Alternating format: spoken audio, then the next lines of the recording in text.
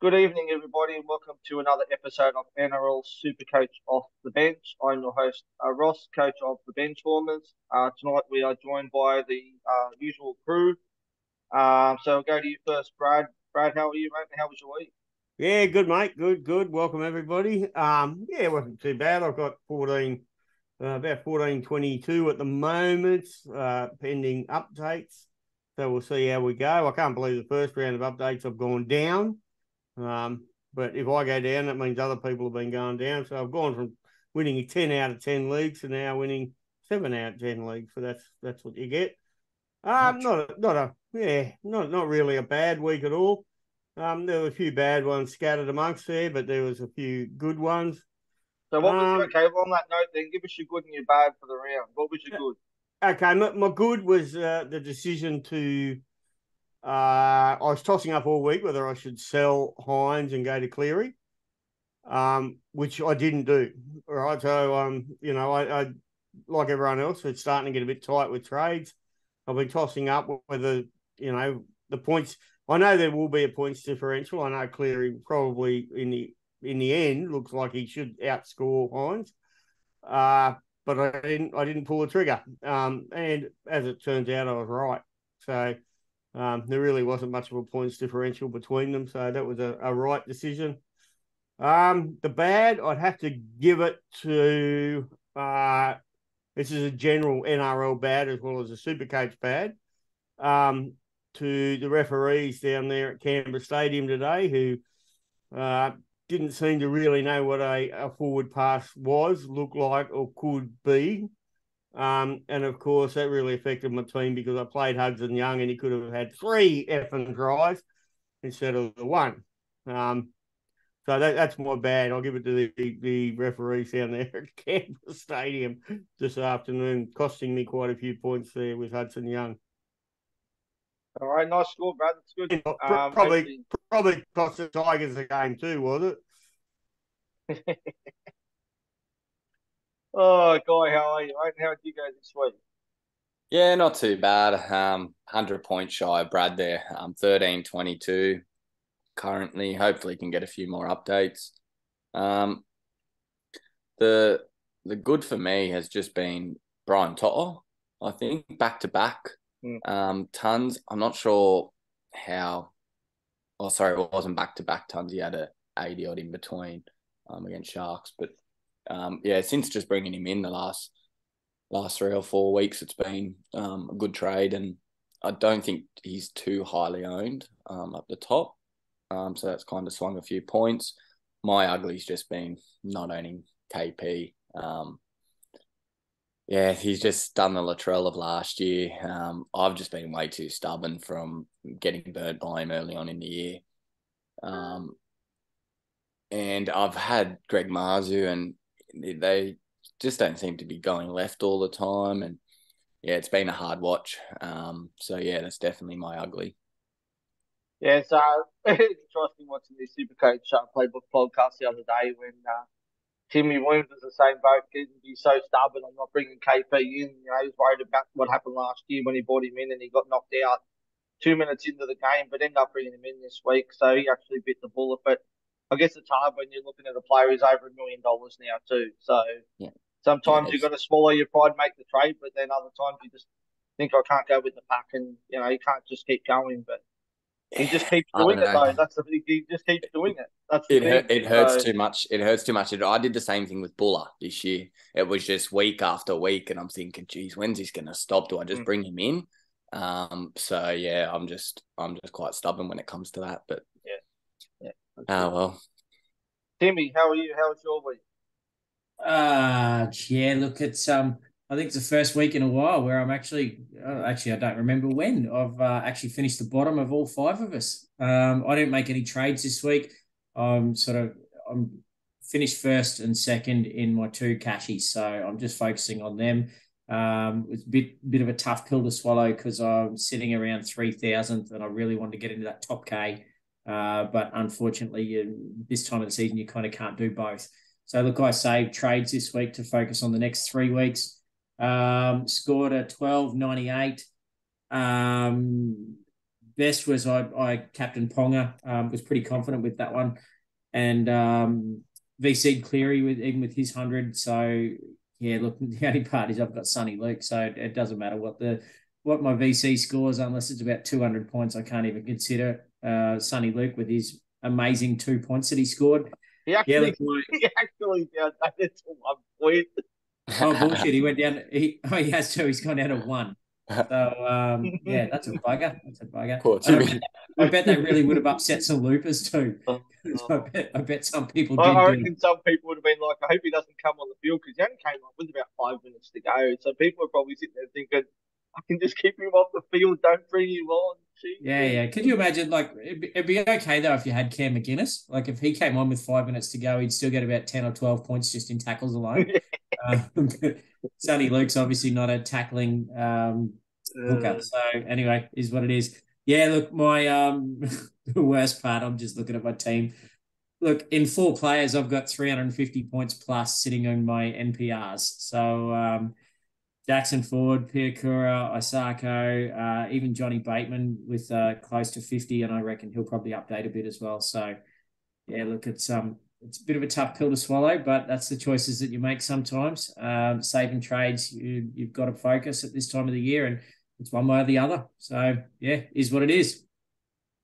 Well, after my absolute Barry Crocker last week, I've actually pulled back this week and scored a 1471. So I'm really happy with. So the good for me was I VC Straits. Obviously, I looked him. Tandy 149, he updated too.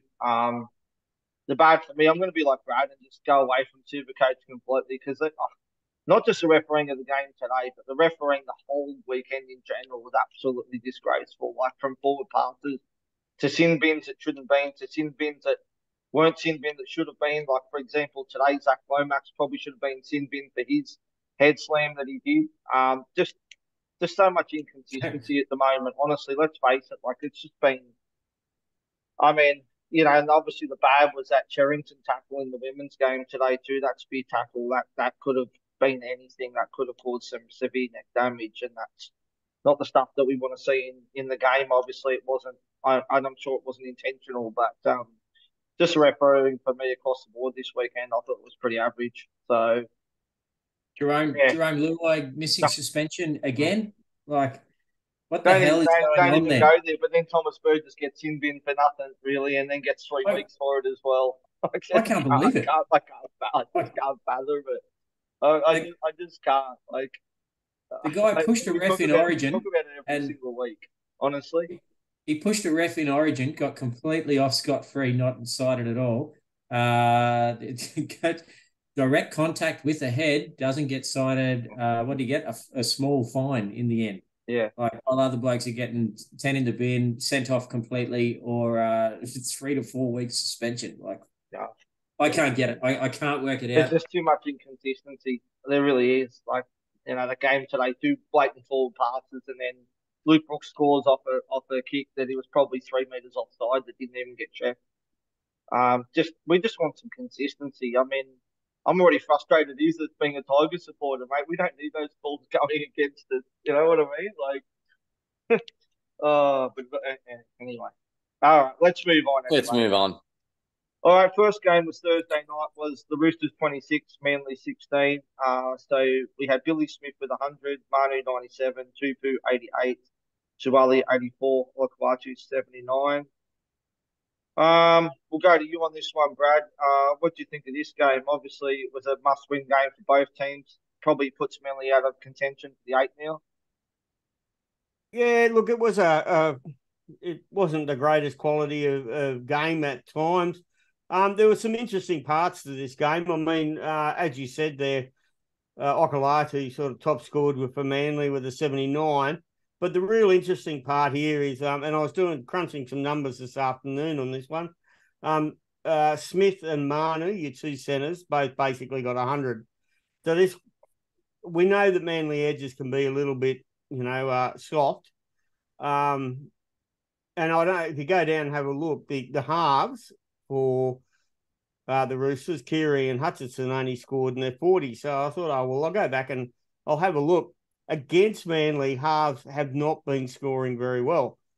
So this leads you into next week's game versus Penrith and Cleary. Now, you'd think that's going to be a matchup to really go to town on. However, the centres against Manly have just about all turned up in recent weeks. Holmes turned up, Ramian turned up, I think. These two have turned up. There's another couple versus Manly in the last few weeks. But I will put that in my article this week because it makes an interesting sort of a side note to the game and the fact that, versus Penrith, he might not be the best straight-out captain's choice this week is Cleary. There is some other really nice, juicy matchups there. And I think it could be the effect of Jake Trbojevic in the middle. I don't know. What do you boys think? Do you think that might stiffen up the middle a bit and help the score? Yeah. I think definitely it makes a massive difference to that team. But with Cleary, I don't think you'd straight captain him next week. They're first up on Thursday night against Manly at Four Pines as well. So it'd be a very versatile play to captain him straight out with so many options like KP, which we'll talk about later. KP plays the Bulldogs next week. There's some really good matchups there in a few games. SJ against the Tigers, like there's plenty of options, like there really is. So, I think you'd be absolutely crazy to captain Cleary straight out on a Thursday night. That's really about. I mean, I've discussed, I had this theory that Thursday night games are scored by completely different Supercoach people to every other game throughout the weekend. Whether the Monday to Friday people go home and the Saturday people just score every other game, I don't know. But the trend sort of continued. It wasn't a higher scoring game. I thought there might be a few more fairy points for Teddy and a few other players like that looked like they did rather well, but there wasn't. So, that's about it. I thought Suwali was quite impressive on the wing, run for quite a few meters. Even you take out his try and line break, still got a 50-odd in just runs and goals as well. It's handy having a goal kicking. But yeah, I thought he was okay. Ola Kawada is just a beast. I do like his next week. You wouldn't get him for Penrith, but they do have an easy couple of games to finish, which I'm kind of looking at because I've got Schuster and he's making cash now. So I could probably offload him. I was looking at Madison, but he's got to buy in round 27. I've already got Hopgood, so I kind of need a bit of cover in that second row spot. We'll talk about Madison when we get to Para game, but about the fact that once he went off the edge to the middle, it made a massive difference for him. Like he doesn't score well when he starts on the edge. He's either got to come off the bench and start going the middle, or start. You know what I mean? Like he's not good on that edge at all. Yeah. Apart from that, Ruben Garrick just keeps plodding along, not putting up massive scores. I might consider sitting him this week against Penrith. But the one who really impressed me in this game, apart from Suwali, was actually Sua Wong. 51, I think, on Supercoach paid him in tackles. And he scored 58. He's only just above basement price, but it's the first game he actually, I think, got the full game. And he looked quite good on the edge. Definitely think he's one to watch for me. Yeah, he certainly is one you need to, and I've said it a few times so far this year, he's one that you've got to put in your black book for next year. He'll be one of the most popular pick players, I think, opening of Supercoach 2024. Because his price will be very attractive, and he probably will be starting, I reckon. He looks good. He looked really good. Yeah. But the question is, will he be starting? If you've got both the Butcher brothers still there, is he going to start? That's the question.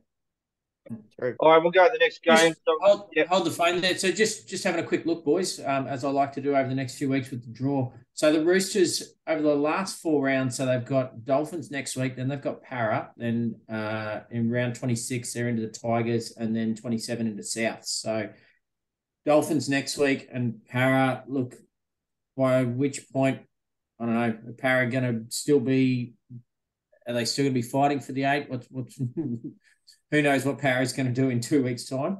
It could be season over for them by then. I'm not really sure. I know two of their next 3 games. They've got Broncos and the Panthers. So good luck to them. That's all I can say. That's exactly right. It's not a good draw. It's not a good draw. One guy, I was just going to ask a question. I don't know if you can answer it, but Raymond Tuamalo Vega, I don't know how you say it, but he's only just above basement price. Manly have a last couple of good matchups to end.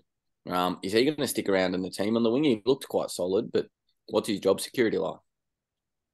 He is in for someone who's injured there for a while. Tupelodu or Yeah, Tupelodu, I think, is gone for the season, isn't he? Season, Yeah. okay. I think so, unless they go deep into the finals, which I doubt that's going to happen. So, yeah, he put up a 38, nothing special, no attack though, but a 240K, he could be a good downgrade for those last few weeks and then upgrade, use that money somewhere else. Because was it Dragons? Who they got in their second last game? They got Dragons and they got Tigers too. I think they got to play Tigers, Tigers. Yeah. So Manly's draw is Panthers, Warriors, Bulldogs, Tigers. Bulldogs, Tigers. Maybe only one for those last two games if you're going to do it. But then by then it's probably too late because he's made too much cash. He might go up too much by then. It's probably not worth jumping on. Yeah, maybe. Yeah. All right, we'll go next game. Titans 18, Warriors 28. Whoa. But just I think we can't forget to special mention in that game. We had a record in Supercoach from Nathan Brown. Yes.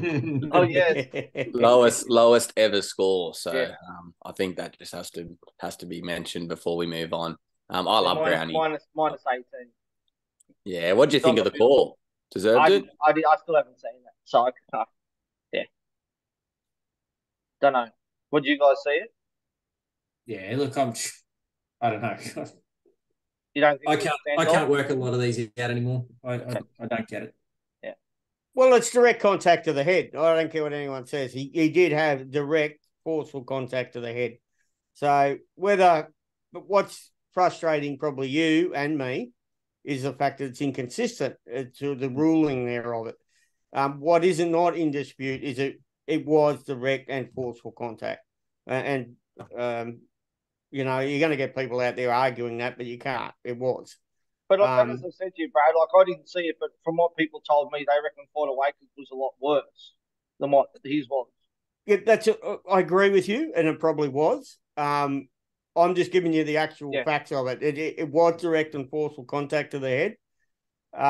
As to what the punishment, whether it's right or wrong, or I don't know. I've seen them slip by just on report half the time this year, and sometimes they go for 10. And this guy, he gets sent off. Who knows? There was one in the next game, so we'll talk about that now. So it was Titans 18, Warriors 28. So we had SJ 149, Fafita 94, Jaden Campbell impressive 93, Jackson Ford for those who held on to him a nice 93 for him. But the talking point in this game, I think, was Randall, who made contact to the head with one of the players and wasn't even put on report or even banned. Did anyone see that incident? Because it didn't look very good to me, and nothing happened out of it. Yeah, and this is just a continuation of the stuff we're going to keep talking about. You could have three tackles that all look exactly the same, and they get three different. Like one doesn't get cited at all. One will go 10 minutes in the bin. The other guy can go for the rest of the game, and it's too hard to work out. All right, well, we'll go to this one on this one, Timmy. So, yeah, as we said, there were some good scores there. Wade Egan was another solid 70. He's talking on nicely for those who have him as backup hooker to Harry Grant. Did you catch this game at all, Timmy? Yeah, look, I saw the game. Look, it's Johnson is just on fire. Like everything he touches just seems to turn to gold at the moment. We've all talked about it. He's in as good a form as he ever has been, if not arguably the best form he's been in a very long time. It could be a sneaky one for the Daily M as far as I'm concerned. He just seems to turn up every week, and he's certainly not spent much time on the injury table like he has in years gone by. So, look, he's fantastic. Jackson Ford played really, really well for his 93. Super disappointed I didn't play him. And I think probably the way the Warriors are and the way they're going for the rest of the year, I think he's got to be a play week to week for me as a bit of a pod. I've still got Tohu Harris, which I was pretty happy with after a lot of people had been selling him over the last few weeks. And I think Harris is probably a play each week as well. He just seems to just get those tries going up through the middle, especially now with Wade. Wade Egan does give a good ball. So, look, I think you can't go wrong with too many of the Warriors. Special shout out to, which was it one of the one of the other podcasters, Captain Moses, and someone else, Captain, was it CNK? DWZ. Oh, DWZ. Well, that's not quite so bad. I thought it was Captain and CNK. No. So, yeah, otherwise my commiserations would have been absolutely there. Jaden Campbell looked good in this game, didn't he? I mean, at fullback, they've got to keep him there. They were looked a lot better team with him at fullback. I mean, obviously Brinton's gonna have to find a spot for him somewhere where he plays in the centres where he was supposed to play until he was ruled out in warm up. But Gigi looks good. Him and Reece Walsh are just so good to watch. Yeah. You could the young guys coming through are just doing so well. Look, AJ, he's as good as he can play. He's got to be there week in, week out. And look, over the last couple of seasons, he just hasn't been. I think they're better off putting Campbell there, put the trust in him for the future, and just give him the jersey. Yeah, I thought he was Titans' best by a long way. Yeah. Campbell, and yeah, SJ just was Warriors' best. I actually think I wish that is it Tuapiki or the guy that came on? I wish he was a dual centre wing, because he's baseman price, and if he gets that fullback spot for the Warriors with their draw, that'd be quite appealing. Yeah, well, he came on. He was able to come on as the 18th man activation when CNK got knocked out. So obviously CNK will miss next game, but he could miss longer. This is his third HIA this season, which is a bit of a concern for him. So he could easily miss more than 1 week. So and that's exactly why I didn't get back on him 2 or 3 weeks ago when a lot of others were, or post Origin, I should say. Look, I really like him as a player, but he'd already had 2 head knocks this year. He had a bit of extra time after the second one.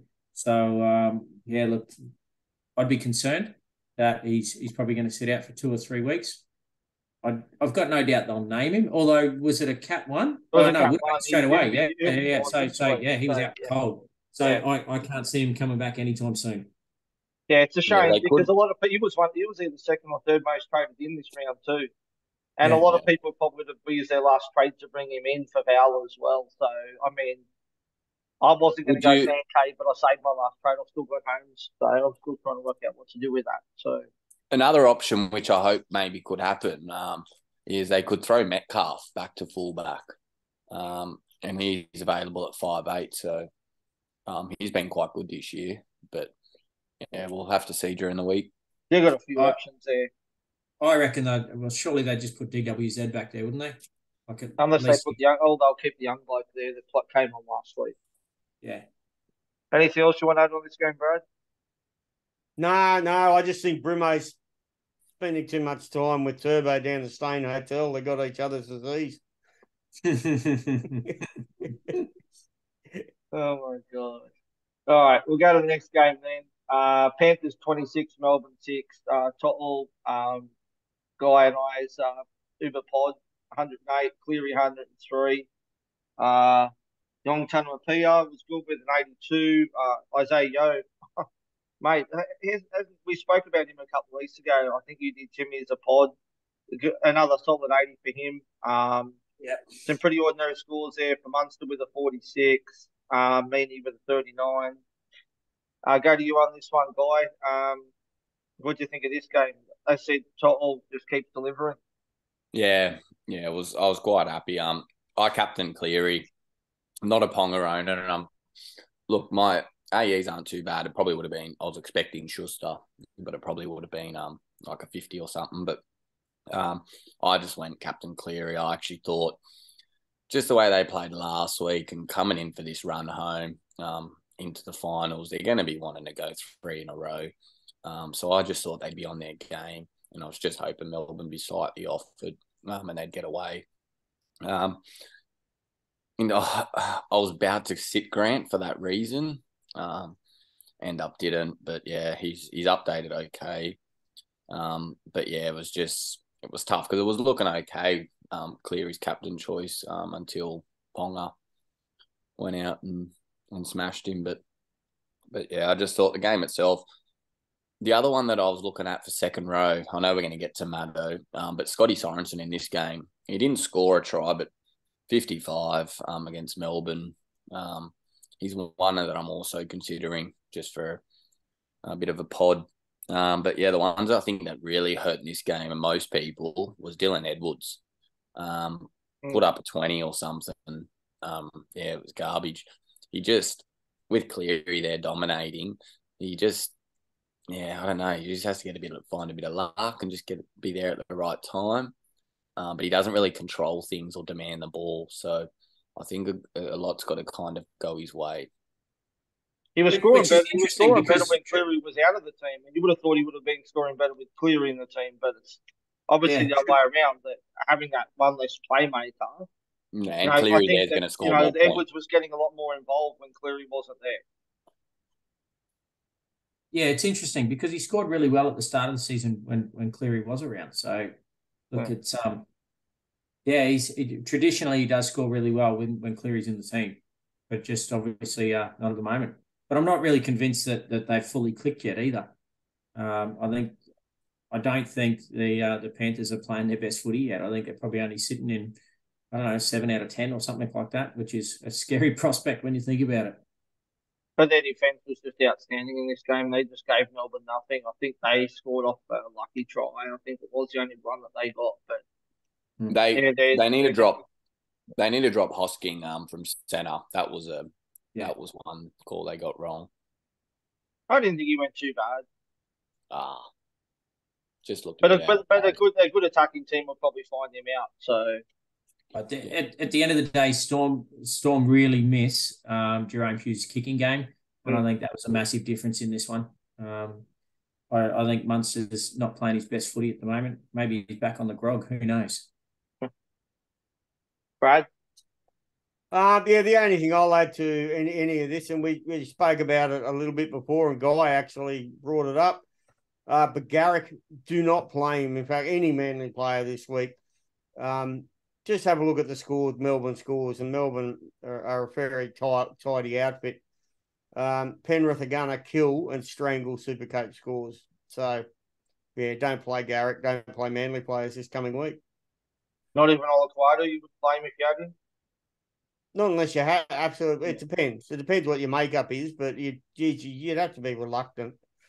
Not the way they defend it. They're just going to strangle him. That's it. Yeah. All right, next game was the Cowboys 14, Broncos 30. Even without Adam Reynolds, they just looked really good. I think Jock Madden did a really good job. Carrigan was outstanding. Piakura was outstanding. Carrigan 125, Cole Felt 104, Haas 85, Staggs keeps potting along with an 83, and Herbie with a 78. Brad, how we go this one? Oh, look, yeah, but my play, I really I had Haas and Drinky. Well, I mean, I would have loved a bit more out of Drinky, but that's just the way it goes. He was involved without being, I think he had 2 tries this, and that was about it. It's about the maximum. It's very interesting to know what's going to happen with the Cowboys coming up. Next week, they play, who do they play? They got the bye next week. Oh, that's right, they got the bye, so that's a serious consideration for any of those players there. As far as Brisbane goes, I do like the Herbie. Let's hope did he get injured late in this game? Yeah. He came off late on. Yeah, so let's hope that for those, I think he's only owned by a very, very small percentage, but and he is reasonably expensive. That for the owners, that he's going to be okay. Haas just keeps doing what Haas does. He's just a machine.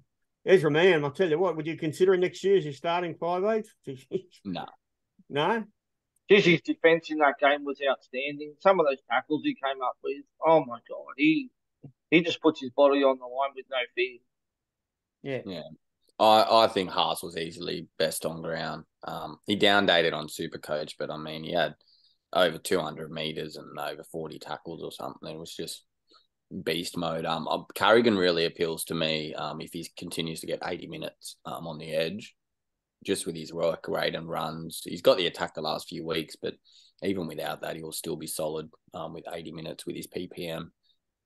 Yeah, it'll be interesting to see what happens next week if Ricky comes back into that team. So it'll be an interesting team list on Tuesday. Yeah, and Piakura, he just keeps on producing as well. He's a really solid player. I like a few of their young blokes.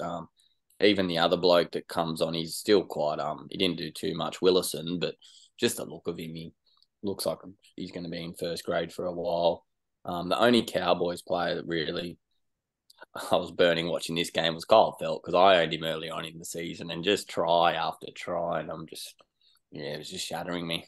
But that's what he always does, though. It's just he's you could have put your house on him scoring a try against the Broncos. So he likes to do it. He scores in all the big games. So yeah. Look, I mean, you couldn't even bring him in. He's over 600K or something ridiculous.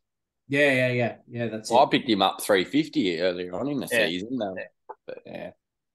It's an interesting one, boys, because I don't have Payne Haas, and I'd sort of been putting it off, hoping he'd just lose a little bit more cash. He didn't quite make his break even, I think, after down dates this week, so he's basically going to stay about the same price. But now Paddy Carrigan will actually jump him in price, and Paddy's outscored him, I think, in the last 3 games from memory. So yeah, look, it's an interesting one. Carrigan's going to be a little bit more expensive than Haas, not by a great deal, but I think they'll be pretty similar, and just Paddy a little bit more. So yeah, I don't know. Is Payne a must-have till the end? Who are your front rowers currently? The Horse and Tahu. And your then bench? I've got Steph and Kepi. So it'd cost me probably 2 trades. I could turn Kepi into a dual nuff and go Steph up to Payne. I think I've got the cash there. What round's their buy?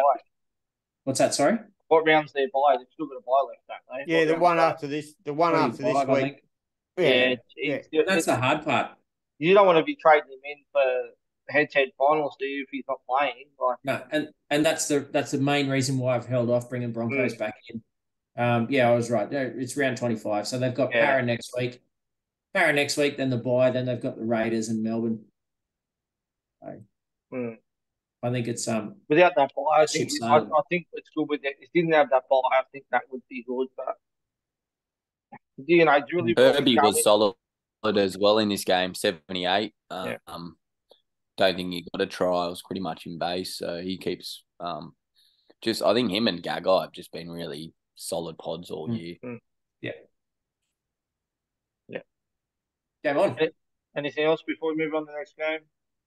No, the Cowboys cooked. They're done.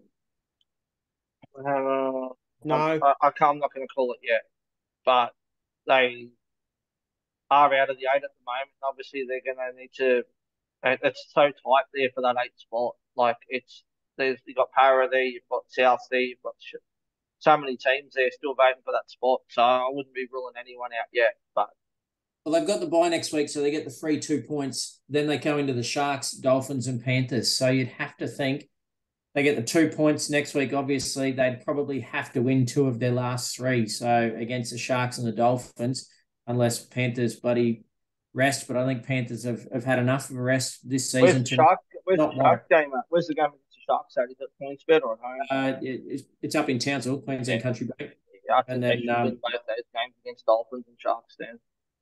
Well, yeah, the Cowboys game against the Dolphins is at Suncorp, so that's that'll be an interesting one. Be a really good game, actually, I think, by then.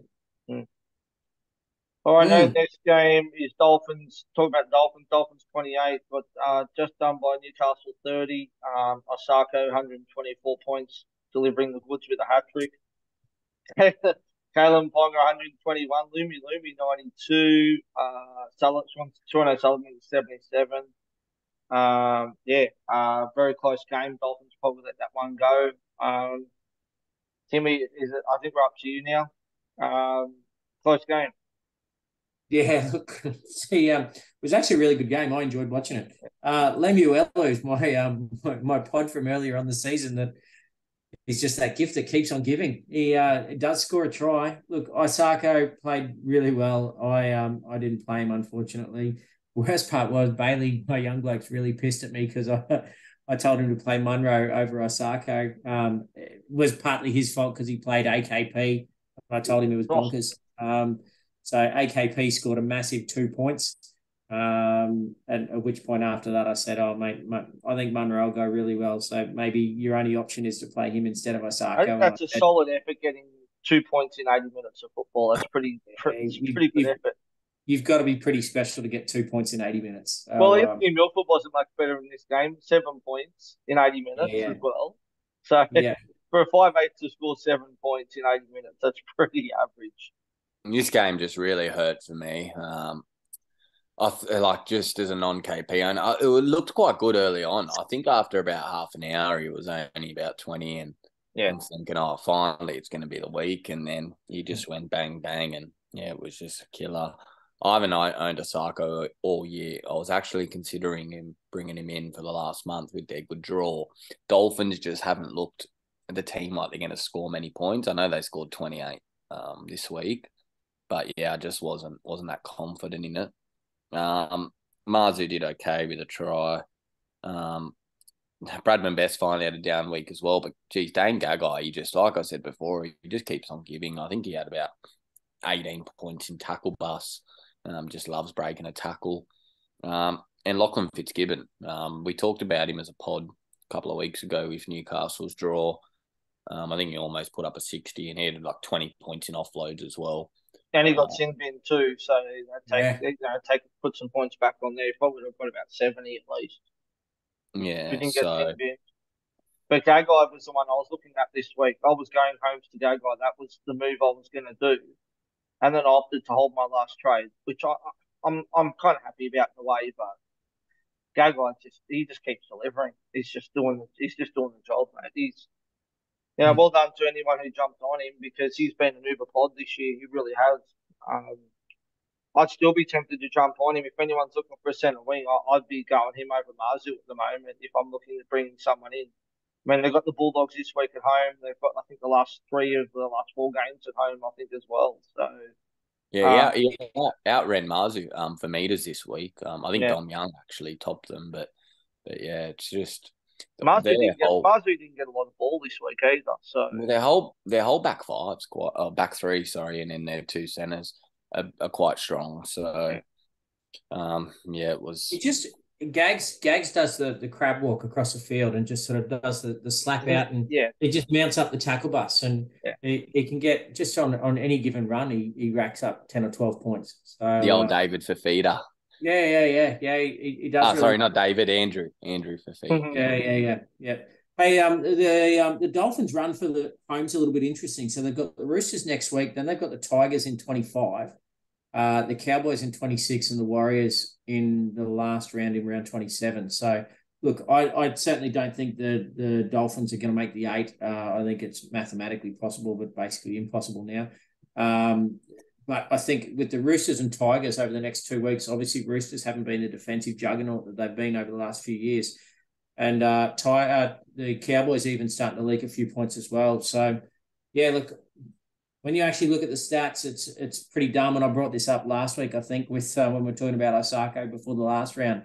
He's still the number 1 point scoring fullback. He's still the number 1 point scoring centre wing and 3rd in fullback. So, so it was probably really dumb of me not to play him, but the matchup just didn't seem right this week in comparison to some of the others that I had down. The one that's killing me at the moment, I just held on to him because of the way he was going in Origin, was Hammer. He is frustrating me to the T at the moment. I've still got him, and I can't trade him out now with only 1 trade left. And obviously playing on matchups only. But he only put out a 37 this week playing in the centres. He just didn't hardly touch the ball in this game at all. The Dolphins did look a lot better with Nicarima at fullback and fed a lot of ball to Osako, but he's one that's been a frustrating own for the last few weeks, because he was flying before Origin. He was killing it. Yeah, I think the big difference with the Dolphins and Osako is having Sean O'Sullivan back. I think he's made a massive difference back out that right side. The bloody rainbow pass that he threw over the top yesterday was pretty awesome. Anything else on that on this one, Brad? The only thing I'll make mention of is you said something about Milford getting his very low score. Just bear in mind his minutes. He only played I don't even think he got 10 minutes. He started on the bench. I thought did he? No, Okay. Katoa started the game, and that's why Katoa ended up with about 70 odd points or something crazy. Yeah. Okay. Yeah, I thought Milford was in the team. So no, he was, but he played bugger all. Okay. Yeah. Okay. All right. Next game was South 16, Sharks 26. Nico Hines 100. Katoa 76. Harodi 76. Isaiah Tass another one who just keeps plodding along nicely with a 74, and Cam Murray with a 72. Tass has just been so solid lately. I mean, he really has. Yeah, we'll go to you on this one, Guy. What do you think of this game? This game probably killed my round. I own a lot of South players. Yeah, it was. I think I have 6, but I only had 5 playing. I left Munro out, and then I had only Hines for Cronulla.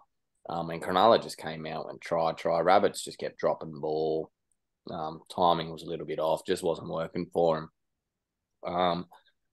Cameron Murray, I thought was huge. Put up a 70 odd. Just a beast. I mean, tackles, runs, the whole lot. Apart from him, McInnes was quite down after last week. You'd expect after making all those tackles, probably only made about half what he done last week. But yeah, I was just expecting a little bit more. I mean, the AJ Latrell, they could have had a second. They linked up once and got a try. They could have easily had a second. And yeah, I was just expecting Rabbits to at least put 30 points on Cronulla with how they've been leaking points. So yeah, I was just a little bit disappointed. I mean, nothing too low. 72 Murray, 71 Mitchell, and Cook and AJ were just below 70, but just kind of expecting one big score or two, and them to score a lot more points. I think the combination's still not there. They struggled against the Tigers, and they struggled again this game to get those combinations right between Latrell and Cody. They dropped a lot of ball. There were some times there where they sort of one player ran in front of another player. They just don't look the team that they usually are. They're going to have to get that right next week against the Dragons, because if they don't win that game, there's a chance that they'll miss it. They could miss the 8 because they just got to get going. Yeah, they just didn't look good at all. What do you think of that one, Brad? Look, yeah, it was probably one of the more entertaining games actually of the weekend. Yeah, Latrell, I think he had 5 runs in the first half. Yeah, Jesus, as an owner, you'd just be praying that he actually starts to get the ball in hand, run. I know he's done that before, and he comes out the second half and blitzes it after having like 3 or 4 runs in the first half. But it actually didn't eventuate to that level, which they really need it to happen. I don't know what you guys are thinking about Latrell, but I've stayed away from him, and I think I'm still more of a stay away from him sort of a person. I've got both, and I think if I'm going to bring in KP because I don't have KP, I'd be more inclined to sell Cody first. Latrell's just got the goal kicking 1, but 2, I just think he's got more of a base. I know that sounds weird, but I think he's going to take more runs than Cody. Cody relies a lot more on attack from what I've been watching anyway. Yep. He's been bad. Cody Walker, look, I sold Gutho to Cody a couple of weeks ago via bringing KP down, and strangely, I'm actually really regretting the trade. I looked at South Jaw and just thought they were going to put a cricket score on all these teams in every game and would bite the bullet even though they wouldn't play in round 26. Look, I'm seriously thinking about selling Cody Walker this week, move KP back up to 5'8", and then bring in either move someone down from centre wing because I seem to have a million of them. Like I can move Osako down to fullback and then bring in Brian Toto or something like that. And yeah, look, I don't know, it's a tough one, but Cody Walker's just looked really average. You'd have to hold him for Dragons next week. Yeah, I think you have to. It's going to be a nervous watch for Nico. The people who sold Nico, they come up to, they play Titans next week. at Shark Park. So either way, Titans, even if they win, it's always a high-scoring game, I feel. So for the draws for both teams, look, the Sharks have got Titans, Cows, Newcastle, Raiders. So that's it's not a bad draw. Probably Cows and Newey obviously fighting, although Raiders are in there as well, trying to get into those bottom spots in the 8. Then as for the Bunnies, they've got St George, Newcastle, Roosters, and Newcastle. Then they've got the bye and then Roosters. So they only play 3 out of the next 4 games. So at which point, if you're holding on to Bunnies, they've got to score pretty well over the next 3 weeks to negate not having them for the bye. Mm. There was a couple of obviously average scores in this game too for the South. With Campbell Graham only at 46 as well, and Colin Matangi with a 49 too for those that got on them as well.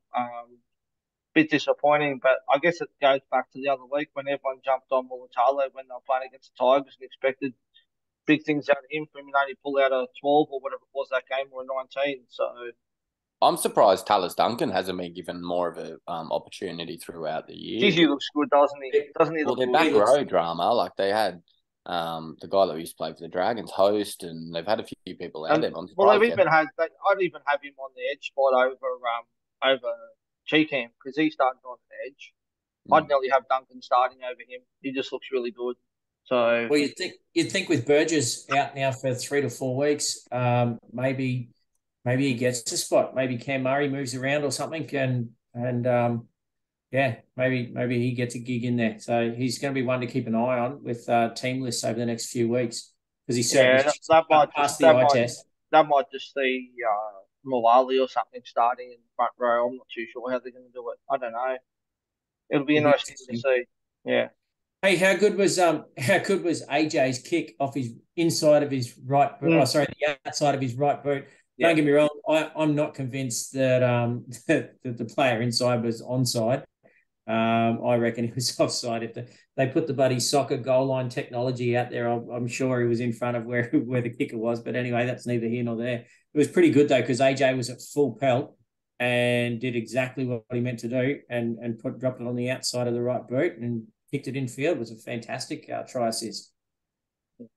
And then how many did Munro botch? Yeah. Munro should have had 3 tries. Oh my God, that was so frustrating too. Because I swapped him in the last minute too. So 10 points showing for having a crack, but like he probably should have scored 3 tries. Yeah, 2 to 3 at least. Could have thumbed up. Sometimes Supercoach can actually tell you what's going wrong with the team. And if you have a look at South Sydney, their best front rower is averaging 29th in the competition. That is the 29th best front rower. It's the best front rower that, or middle forward that South Sydney have. Is that the Toller? That tells no, it's actually Jai Arrow. That's how bad. Oh, okay. Right. That's how bad the front row and the middle forward section of South Sydney are going, and that's where the whole problem. No go forward means that likes of Katie Walker have got not much room for ball. It's a flow on effect. They're definitely missing Toller though up the middle there. 100%. Is a big loss for them. Yeah. It's interesting there, Brad, that you mentioned Jai Arrow with those back spasms that he came off with. He was in pretty severe pain. So I'll be really interested to see if he gets named this week as well. South might be in a lot of trouble as far as front row forward stocks this week. So at which point that Duncan might get a decent run. He'd be the smallest front rower though, and I know Reuben Cotter's pretty damn small, but he's Duncan's not a very big fella. Hey, he's got to be one of the, even for an edge forward, he's got to be one of the smallest running ground. They're only playing guys St George, so look, they could probably put some under 11s in there or something and still go all right. I'm not sure if you remember, but we actually beat them when we played them during the season. I know that you did because I was actually at that game and they nearly choked it too. I remember they nearly got done. I'm all ahead too. Look, they said they've got Mawali, they've got Chuck Mitchell there too, but it's definitely a big loss if they lose Arrow as well as losing Totola as well. Like that's a massive part of their go forward. So, as Brad said, it definitely affects it affects the rest of the team. They lay the platform for your halves and everything else. So it's a big loss if they're both out, definitely. And if Shaq Mitchell's your answer to the problem, you're in trouble. The guy looks like he looks like he's eating a sheep before he gets on the field, for Christ's sake. They might be better off with Shaquille O'Neal these days. He weighs about 108 years old. Latrell was looking a bit like that last week when he walked back on the field too. It'll hurt with Jai Arrow out as well. Did he do a hamstring, was it? Look like his back spasms. I had back spasms. Yeah. Crazy. All right, we'll go to the next game. It's Parramatta 26, Dragons 20. Had Rava get 4 tries in this game with 133. Bryce Cartwright. For those who hold him, Bologna 116, Junior Paulo 89, Blake Lowry 77, and Maddo 79. And obviously a couple of pretty average scores there with Moses getting a 30 as well. Go to you on this one, Brad. How'd you make this game? Poor old bloke who got put on debut and marked up against Rava just absolutely ran over him a couple of times there in the first half. Oh, look, you probably should. I mean, this is the Saints are a guys team, so I'll be very brief and let him have a bit of a say into it. But hats off to the 3. I think it's 2.5 or 3% of super coaches who captained Moses. Oh, I'm sorry. I know one who did. I know one who did too, and he was ranked 444, but I don't think he's going to be any longer, unfortunately. Oh. Well, 3% also captain Clint Gutherson. I could understand why, though. There was. What's his name, Roscoe? No, I'm not mentioning any names. I'm not going to put anyone on the spot. I'm not going to do that. You know who it is, guy. So. Anyway, yeah. It was a frustrating game, this one. The big talking point, though, and we'll let Guy add into this one because I think he's got a few ideas on this, but Ryan Madison probably is the big talking point. Yeah, fellas? For Supercoach, yeah. Yeah, for Supercoach. Not starting on an he's not. Not for me.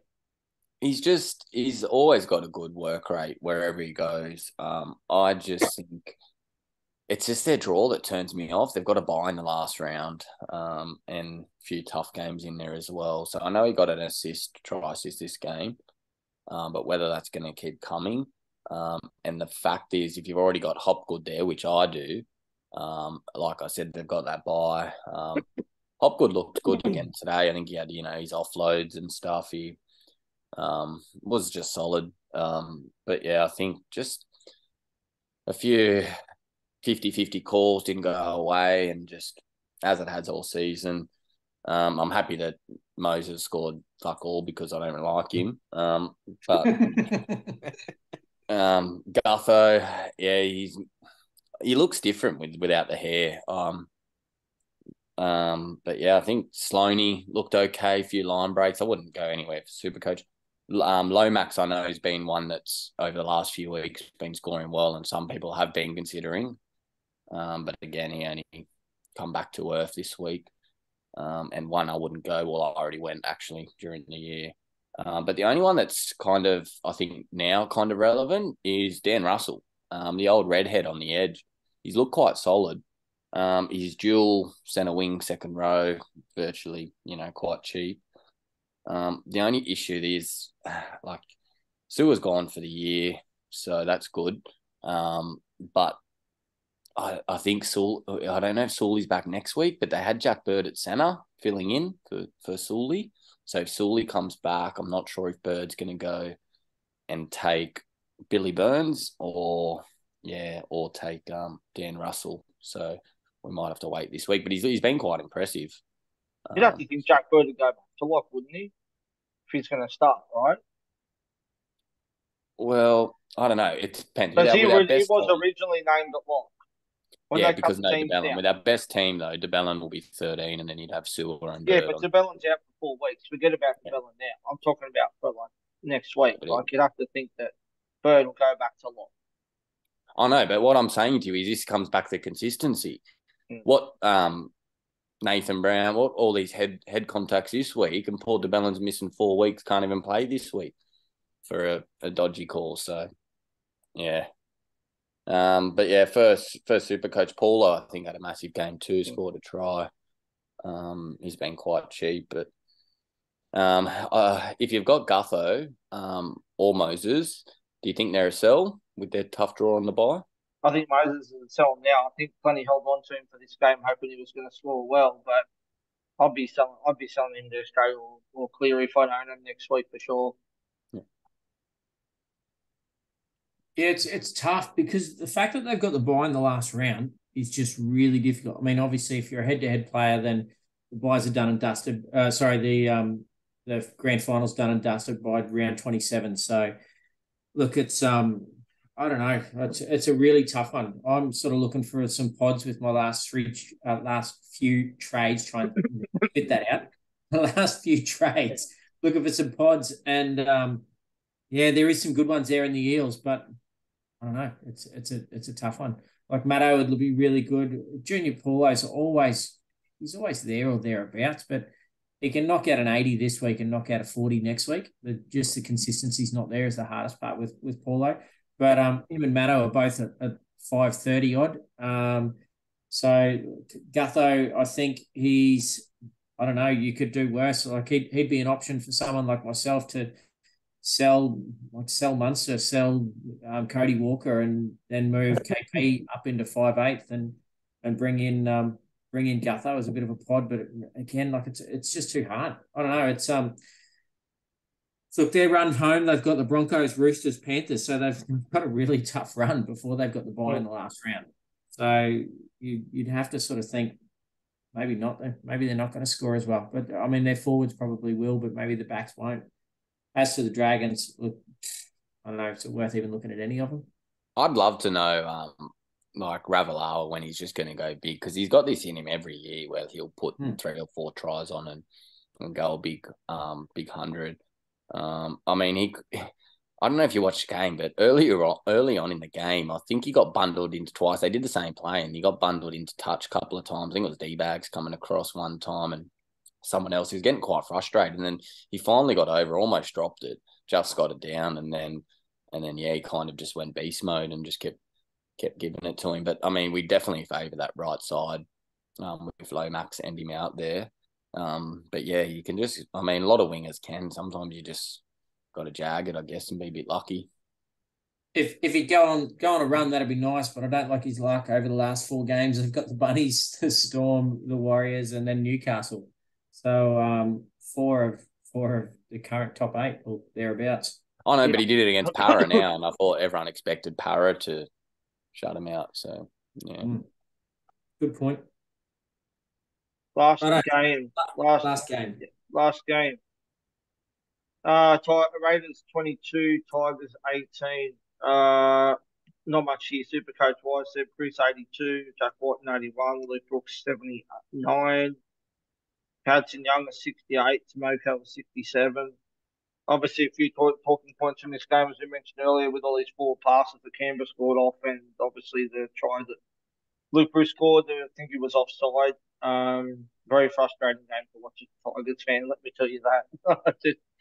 I just shake my head at it, honestly. I even though it was frustrating, I actually thought it was probably one of the best games Luke Brooks I've seen play in a long time. I actually thought he played quite well. Yeah, he did play him and Appy wasn't just the Appy show as it was last week. I think he kind of stepped up this week and looked quite good. They almost got there. I mean, it's like the Dragons, they always get close or sometimes just hang in there, but always find a way to get done. Just how it I goes. love that pass that Nofo did to Luke Brooks for that try though. That was just something. That was a great try. That really was. Honestly, I think Canberra's still going to miss the 8. They're going to miss Seb Chris now. I think I don't know if it was a hamstring or something. They're saying it's going to be minimum 2 weeks out for him. Yeah, and they'll have Jared Croker come in or someone. But yeah, but yeah, I don't know. They just didn't really look like they had much wing attack. I don't know. I just felt they were kind of just relying on someone else to do the job. No one putting their hand up. So yeah, I'm actually a bit worried for the Raiders.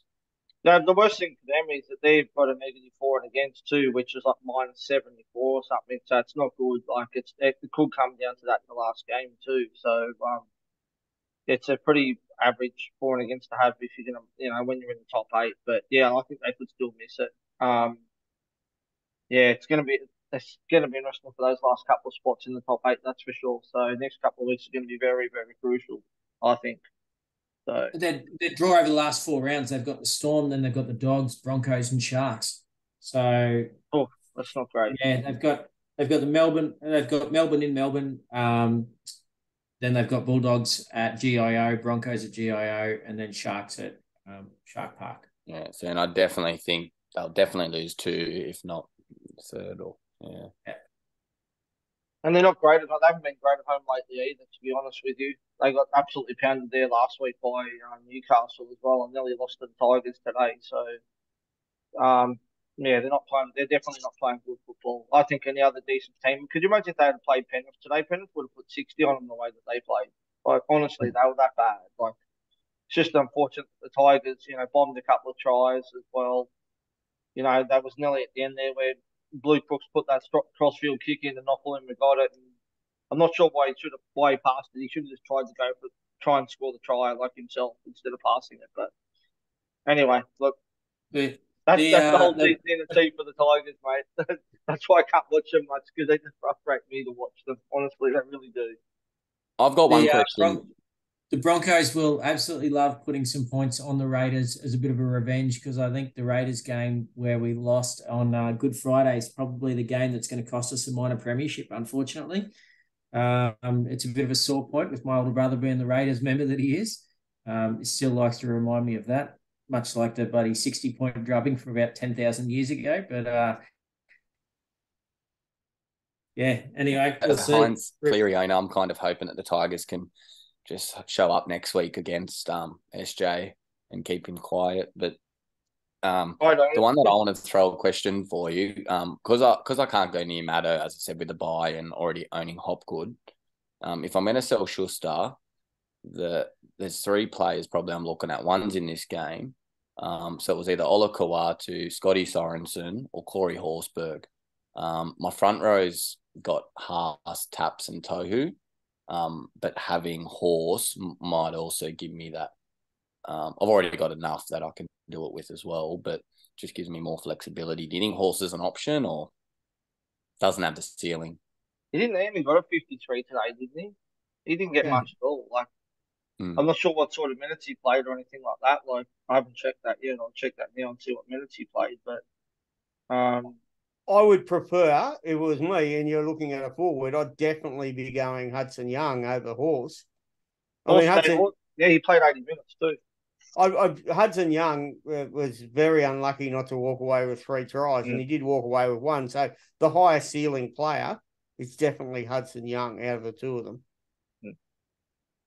Yeah, but that's what I mean. I just don't know. I don't know if second row's that spot to chase the ceiling because you can also have low ones. I mean, Horse has averaged tremendously all season. I haven't owned him, but he's just been one that's killed it continually. Yeah, it's three round average of 62, 5 round of 68. So 62 for the 3 and 68 for the 5 rounds. So, but his highest score of the season is only a 99, whereas most of the other front rowers, as in the big blockers, have put on more than that. So, have you got AFB, guys? Have you got AFB? No, but he's not available the second row. Oh, you're looking at second row. Okay. No. I could still do it with Jules. Yeah. And I looked at AFB, but again, he scores a lot of tries. I know Warriors have got the draw. Yeah, it's probably another option. Yeah, we'll have to weigh it up. If you could go AFB, I don't think there's even a discussion to be had. Yeah. Yeah. Ola Kawatu's probably got more of a ceiling with those matchups, wouldn't you think? Yeah, I agree. And he's only 600K as well. Yeah. Anything else to add for this game at all? No, it is going to be hard, though, to replace Chris in the centres.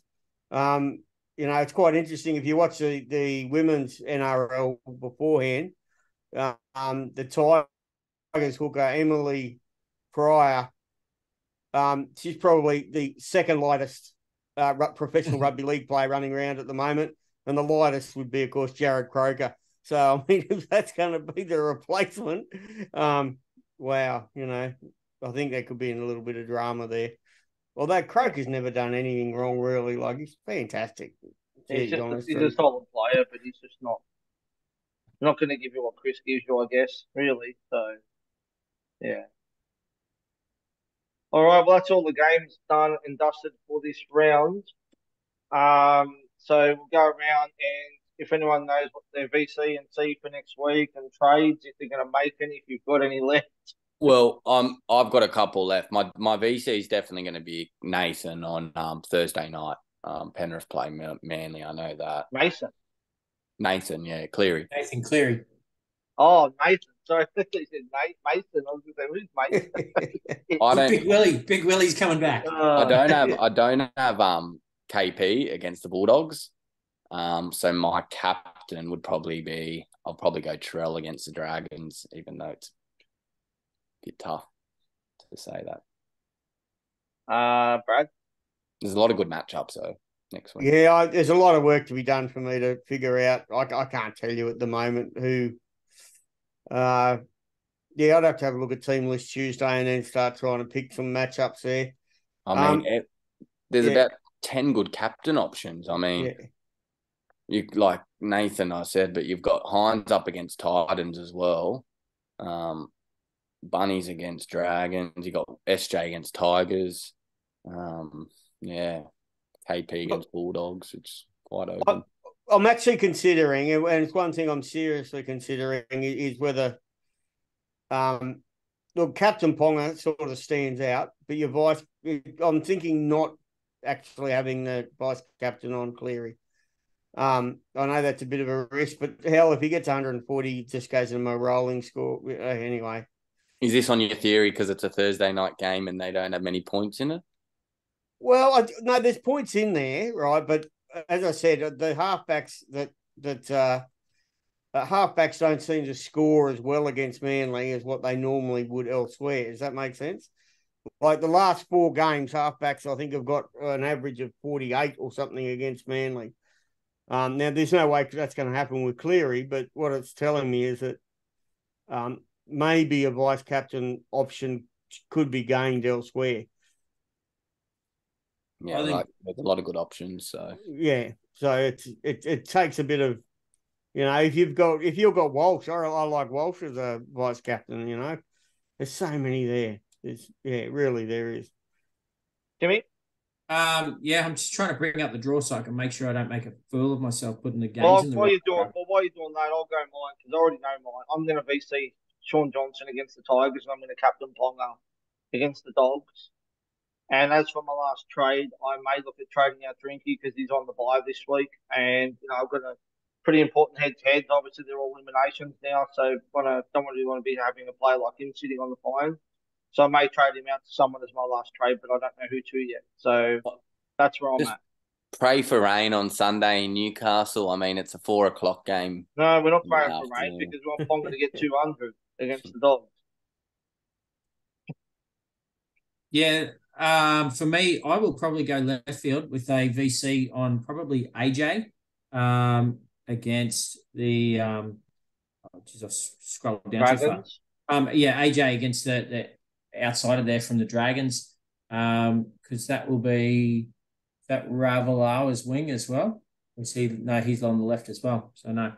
But yeah, I'll probably go there, and then KP will be my captain next week. It'll actually be in the last game of the round. It'll depend on, because it's knockouts for head to head, so it'll probably depend a lot on head to head opponents. Yep. Just once again, a big thank you to our sponsor Bluebet.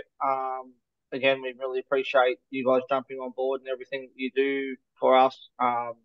We didn't have any luck with our multi this week, unfortunately. I think we only got 3 of the 5 legs up this week. But we'll go again next week, and thanks again for all your support. We really appreciate it. So thank you to Bluebet. How did our multi go this week? You don't listen to it. I got mine in the first game. I think you got yours. I'm pretty sure you got yours, Guy. Yeah, I'm more inclined to say who failed the multi, not what led. The same guy that fails every week in our multi. Just checking. Was it? Well, I know I didn't this week because I picked Gutho, so Yeah, Gutho didn't yeah, it score. was you. It wasn't me. Hang on. It wasn't me last Oh, week. now he wants to It check. was not me last week. It wasn't me last week Delaney because I had To'o last week, so it definitely wasn't me because he definitely scored last week. Who picked Talangi? That was Brad, wasn't it? I think, or something. I don't know. Something. not me. It was me. Yeah, I thought. Yeah, And he scored. Tuilagi. He scored the freaking got called back for obstruction or some shit. Yeah. So, Ouch. anything else, boys, before we finish up? No, I think it's good. I think there'll be some really good games of footy this week. Actually, it'll be good to watch. Actually, I'll put my hand up. I think I did get it wrong this week. I actually think he scored. Who picked Campbell Graham? Yeah, I picked Campbell Graham, Okay. but I reckon he still scored that. That was me. Oh my God! Oh, that doesn't count. Did you see the game? He got one. He got one in the warm up. Yeah, you good? Yeah. Righto, game over. All right, thanks, boys, for jumping as usual. Thanks, Brad, Guy, Timmy, and good luck this week, everyone. And hope you got some green arrows. And we'll catch you on Tuesday night for the team list podcast. Until then, have a good week, everyone. Cheers. Awesome. Stay safe. Good. See you later.